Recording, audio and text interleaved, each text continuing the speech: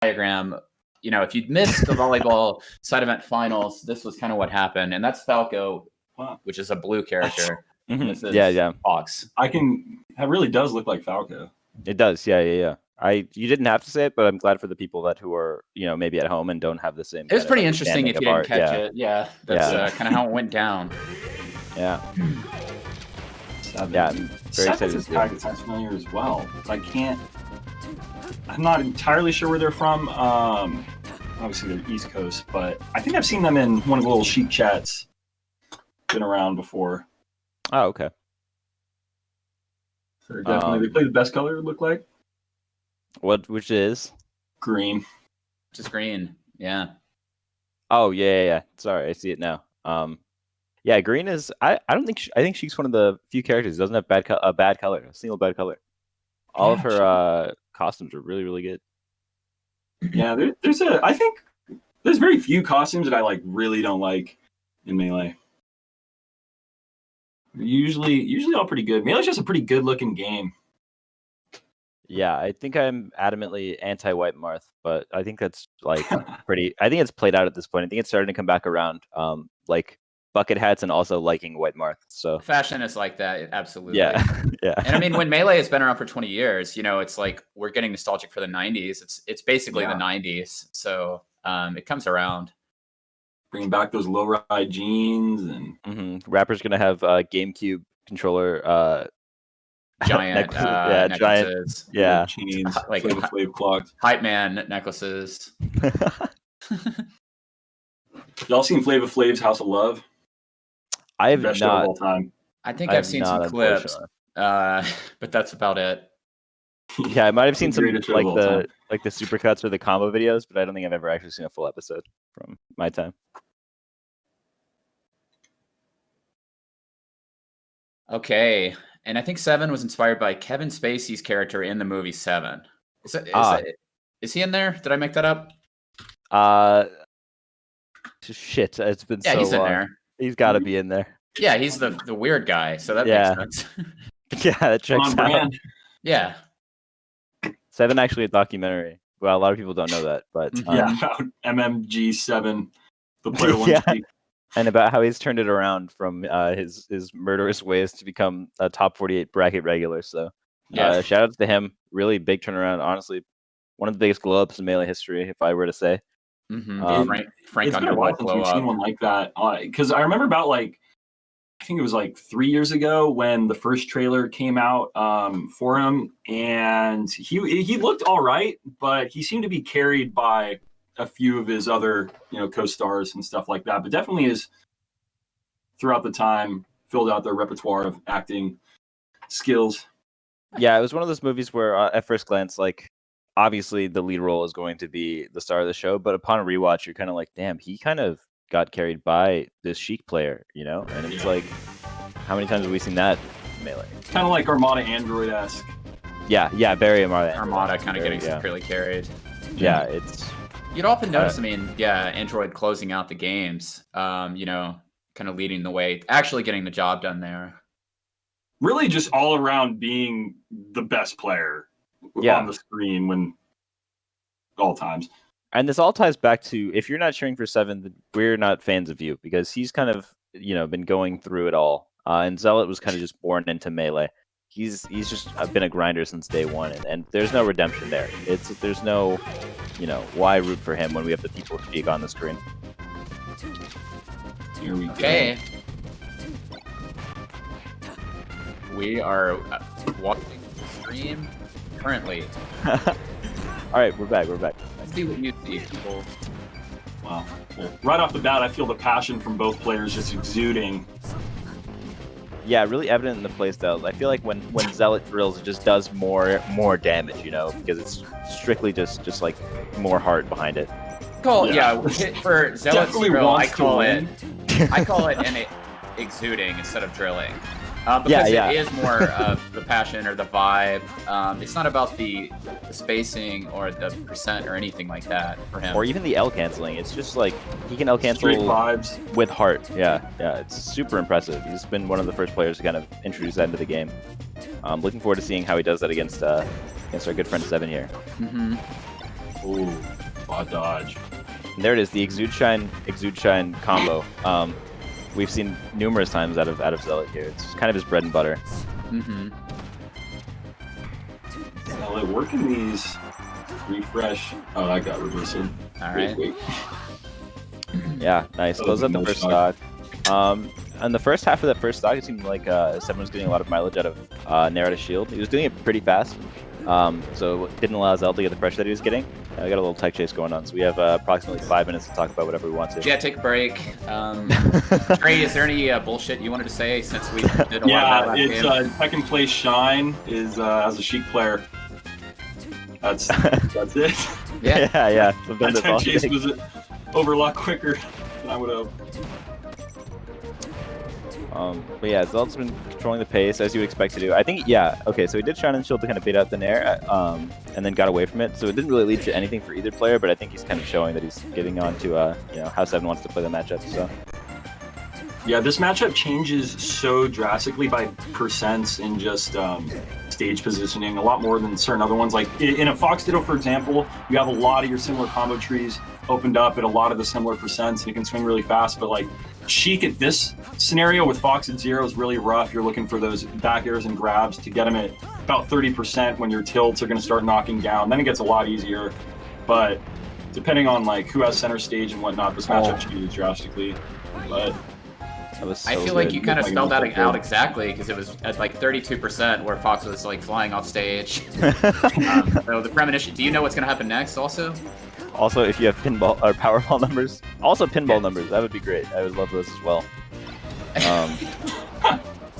Yeah, if you could. What is my new pinball personal record going to be?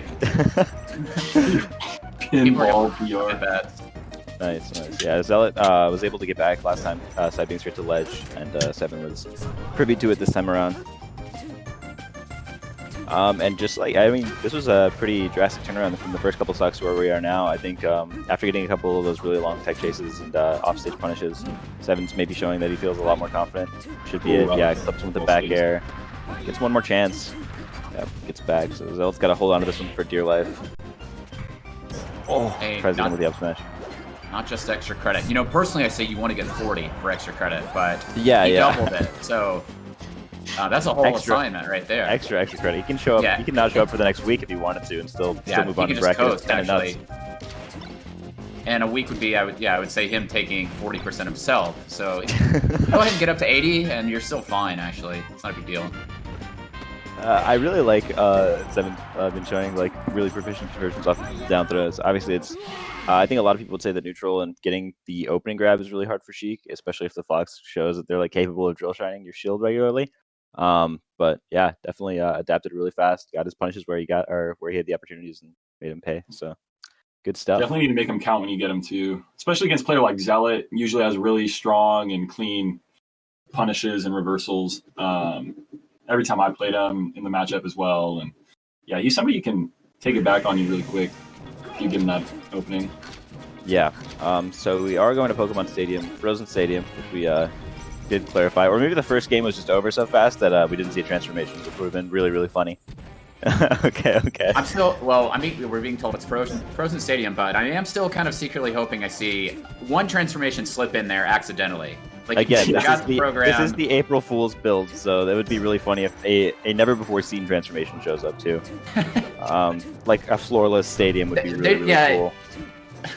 This turns into Brinstar. They're just like, well, all the normal transformations are gone. Don't worry about that. But they don't specify like that transformations are completely taken out. Yeah, I think we're just assuming it's frozen. Yeah. On it.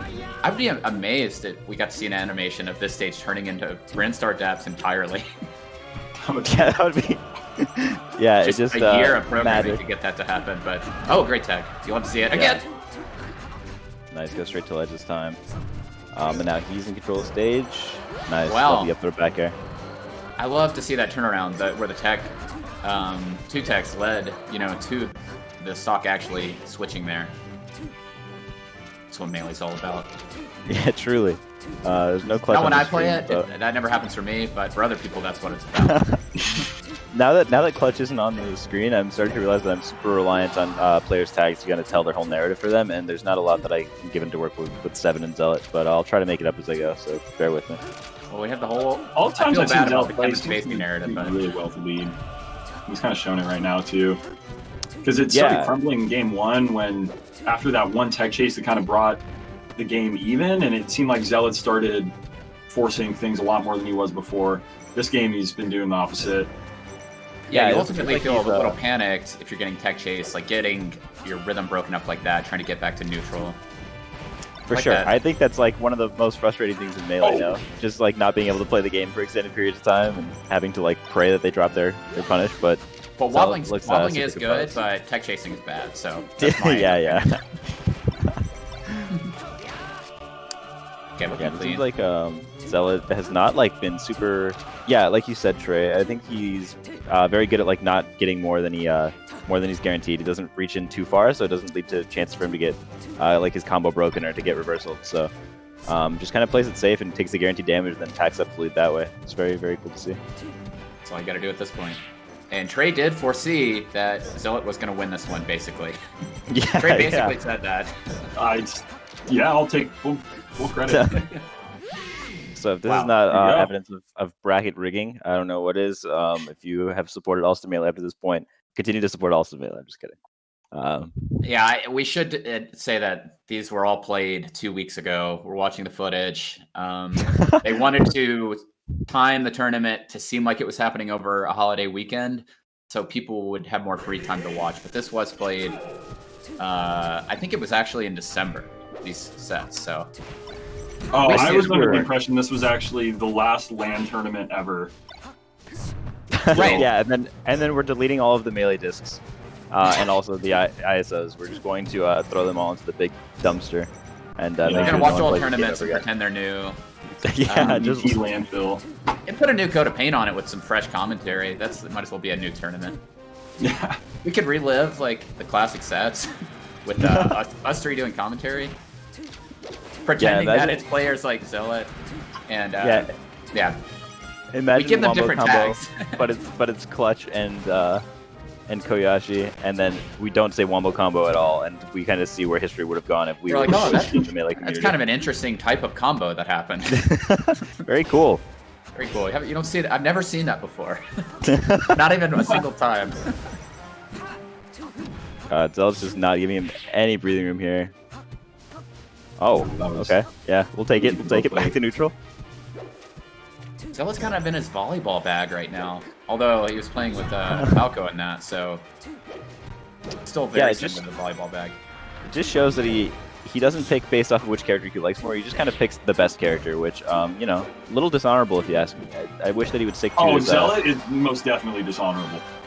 Yeah, I can tell. I can tell based strictly off the doggo drawing, and now watching this gameplay. And it goes... I mean, his name is Zealot. That kind of lines up as well. Someone who's kind of over-invested in something, probably zealotous about winning. That's his zealotry. Yeah. And it will ultimately be his downfall, but it will ultimately but as of right now, his demise. Yeah, in the current chapter, he's riding high right now, but there is a moral to be learned here. And that's that 7, holy number, a man who has played second fiddle for a long time is looking for his comeuppance, and Zealot kind of denying him that is not something that anyone wants to see right now. So that being said, let's go Zealot. I think he's playing this matchup really, really well, executing very tightly on the things that he needs to execute on. Sure. It really could be anyone's game here. Oh, I like that. Yeah, drop through forward air. Again, both players really showing that they want to win right now. Pretty sure that none of these players would like to lose right now. Might Neither one does. Here in a second. No, I confirmed that earlier. I messaged them both earlier. I was like, do you want to lose, or what do you think? In this hypothetical situation, I know these are pre-recorded sets, but in the time when you were playing it, do you remember how you felt if you'd rather win or lose?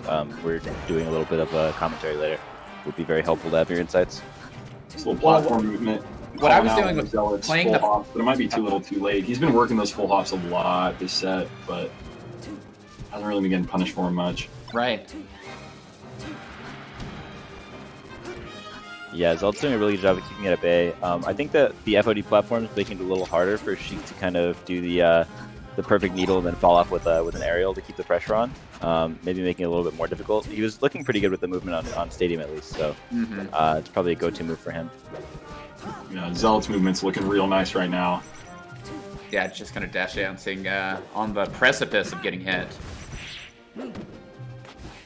Okay, almost gets a good combo. Yeah, I'd like to see Seven kind of slow the game down a bit. When he took his match, he was kind of dictating everything with tech chases, and it seems like he hasn't been able to. Maybe a testament to Zealot not being as easy to grab, but I'd like to see Seven. Zealot plays on box, right? I actually don't know, but I don't know if just secrets or secrets and Zealot, but I know on box it's much harder to DI out of tech chases. I can confirm that he plays melee volleyball on box. I cannot speak to actual melee. Traditional melee, yeah. Yeah, traditional melee. Then the two main types of melee. One thing about the tech chasing is that it's a lot harder to get those slide DIs, and you kind of die a lot on box off the Sheik tech chases. I've never really thought about, the really subtle ways in which the game has changed like that. It's interesting. The new era. Yeah. Of course, this was played before any box was invented or used at all. Yeah, or even online play. This is just, again, black and white. It's impressive that they were able to move like this, especially with the pressures of World War II going on. But right, there was a austerity kind of fully in play. And paper shortages. The fact that we were even able to remember all the brackets in our heads. Yeah, right. The records were lost ultimately. Yeah. They were burned. The Nazis came in and burned all the melee records, and that was kind of a travesty onto itself. Yeah, I remember my grandfather telling me tales about how he had to burn our melee encyclopedias to kind of keep warm at night. So he remembered every bracket, match for match, and then would tell me the stories as a little lad. To pass it down. Yeah, he thought it was just that simple. I had a friend who was a really, really good Sheik player, but they kept writing down brackets, and they kept a little Smash diary that wasn't found for years and years later. And now it's become one of the great relics of that time period. Right. Smash rank. Oh my god. This match looking a little bit more even. Although the outcome is predetermined, it is. They're putting on a show for you guys. I'm just happy to be here. Both players still showing that they both want to win, though. I think that's the important thing. And all melee outcomes are predetermined is one thing I've noticed. about the universe we live in general. But the viewers don't know how it goes, so let's pretend to be surprised. Zealot's sticking to the game plan that he stuck to for about 15 years now, which is just kind of playing real safe and getting his guaranteed hits. Seven maybe getting a little bit flustered with the fact that he hasn't been able to convert the same way that he was in the first couple games. Still close, but Zealot definitely in control of the last couple games. Yeah, and going back to your last point, Zealot, after 15 years of experience, it's going to be really hard for Seven, who is actually a 7-year-old child, to be able to compete with that. Yeah. Seven changes his name every time he gets a year older. Literally more than twice as long as Seven's been alive. That's the new generation of Doc kids, though, kind of coming on the come up. The slipsters, yeah. Yeah. Slip and slides. Yeah. Yeah, really excited to see what happens when the pressures of second grade are not weighing him down. We know that he's got finals going on as we speak, so maybe tying it a little bit into his tournament performance. Meanwhile, Zealot just kind of only has melee, so that's a little evident in the 3-1 that we were able to see here as he closes it out. It's important to just be able to focus on melee. You have nothing else going on. No. Shout out Zealot. And Zealot's the boy. Yeah, Seven is a Sheik. Big fan of those. Yeah, showed a lot of comfort in the matchup. I feel like if you're a space, you feel pretty on one side of the spectrum as far as playing against Sheiks go, and it looked like he didn't mind it too much. So yeah, some good stuff from Seven though. I think that when he was able to get his tech chases, he showed dominance in the match that he won. So not like there was nothing to take away for him in this match, and I'm sure that we'll see maybe a little lower bracket run from him. Yeah, definitely. He was looking pretty good. And those tech chases were, because it's so, with tech chasing, it's this thing where it's even if you get 50%, if you would have taken that stock there, like getting that last dash attack fair or something versus getting reversaled, it can change the entire set really quickly too. So that was a really close set, I would say. A couple of those games started getting a little out of his reach, but we even saw, I think in the first Fountain game, he kind of brought it back to last stock again. And it's a thing where you can see how it could go a different way. Yeah, if 7 were a little more on point, things easily could have escalated higher for him with each of those stocks. But yeah, but Zealot, his execution from match 1, I would say, like from the beginning of match 1, he just carried it through the entire set.